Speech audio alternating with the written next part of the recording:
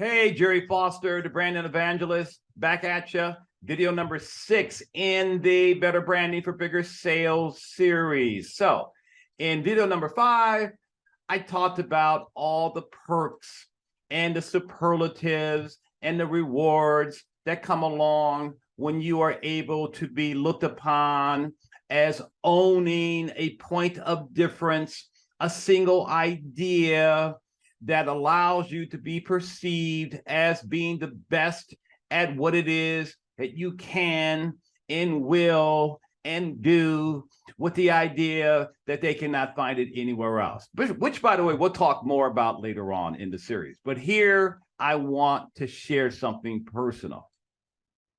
Yesterday, I was a speaker at a pretty major online virtual event, and all these folks are waiting with bated breath to hear what I have to say. And let's just say that the branding evangelist forgot to practice what he preaches. So here's what happened. I'm giving a PowerPoint presentation, and I've been introduced, Jerry Foster, the branding evangelist, blah, blah, blah. And I start giving my presentation, right? So I just want you to picture a typical Zoom call, if you've ever been on one, when someone is giving a presentation and you got the slides and the whole 9 yards. So I'm clicking my slides and I'm talking and I'm doing my thing. And about 2 minutes in, all of a sudden, I hear this voice come over my presentation. Jerry, we can't see your slides. I go, oh shit, what? So I stopped my presentation, and now I'm gone into Zoom, and I'm starting the thing from the beginning again. I had to literally stop and go back to the beginning, and then I hit the forward button to go up in the slides, to advance in the slides to where I had left off before. And so I started talking again where I left off. So I'm talking and I'm excited and I'm basically trying to act like nothing happened. And about 30 seconds in, that same voice comes on. Jerry, we can't hear you. You're muted. I'm like, you gotta be kidding me. And I look on my screen and there's a little message from Zoom, no audio. So here I am. I had no slides appearing at first, and now nobody can hear me. And I'm like, whiskey, tango, foxtrot, what the? So when the presentation was over with, and I left the Zoom room, I got to tell you, I was down. I felt like it was disastrous. I'm saying to myself, how could I make such a rookie mistake? And that mistake is very simple, which is, Jerry, you always do a sound check before you start a presentation. Now, I know that I went right in there and I was in the gallery with all the people. And when they introduced me, it was time for me to speak. But I could have easily done a sound check to make sure that people could see my slides and hear me, okay? So I got past that because that was the first thing. But the second thing was I started doubting myself. I'm not kidding. I said my presentation sucked.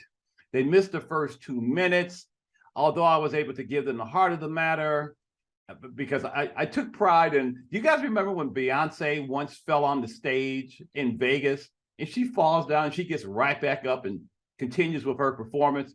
Well, despite what happened yesterday, when I started again, I just picked right up where I had left off and I got through the presentation and blah, blah, blah, but I went right into my head.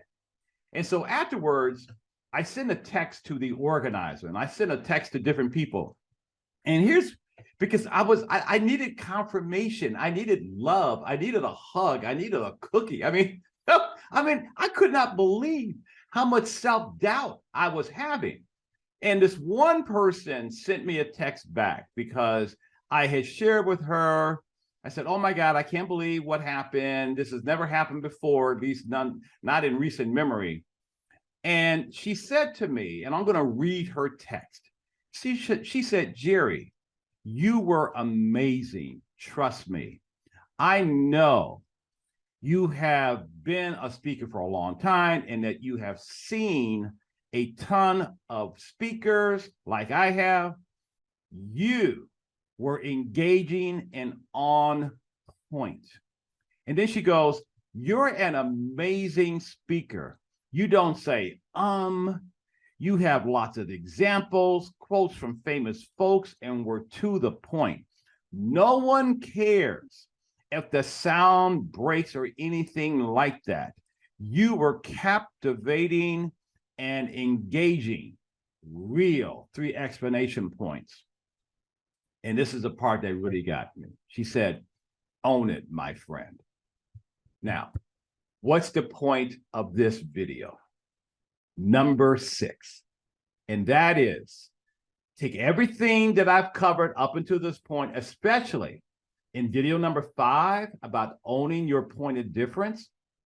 And so I want you to write down 3 words. Own your greatness. Own it.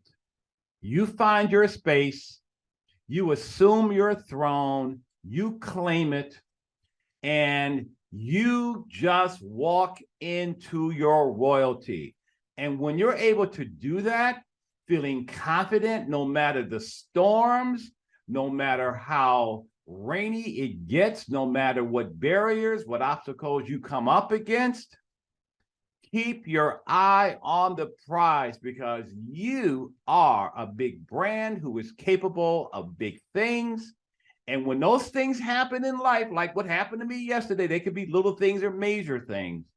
It's okay, because when you own your greatness, because in essence, I did, because once I got back on track, boom, I delivered my program as if nothing had happened. But afterwards is when I went into self-doubt mode, right?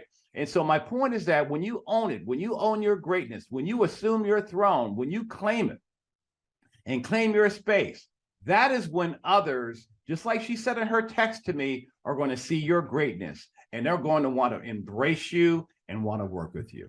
Okie dokie. So that's the lesson from this video. Until next time, this is Jerry Foster signing off. Click the link below if you want to chat with me or give me a hug. Okay, take care. Bye-bye.